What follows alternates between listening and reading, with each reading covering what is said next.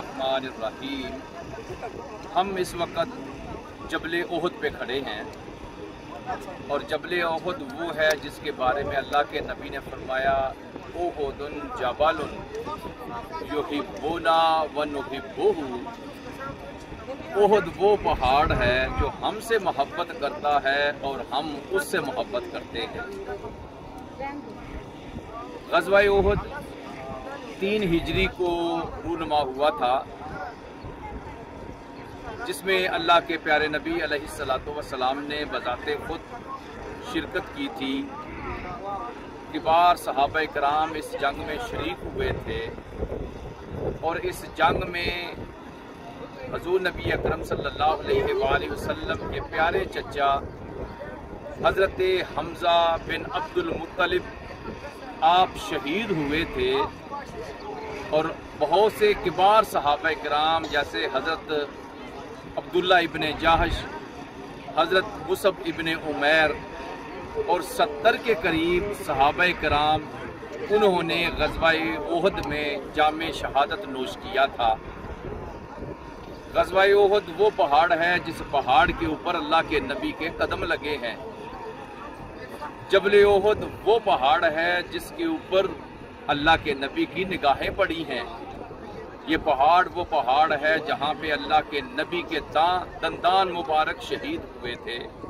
तो आज हम ये जबल ओहद उसके ऊपर हाज़िर हुए हैं और यहीं पे इंशाअल्लाह हज़रत मीर हमज़ा रज़ी अल्लाह ताला अन्हु, हज़रत अब्दुल्ला इब्ने जाहश और हज़रत मुसब इब्ने उमैर और दूसरे सहाबा किराम की बारगाह अक़दस में भी इंशाअल्लाह हाज़िरी होगी।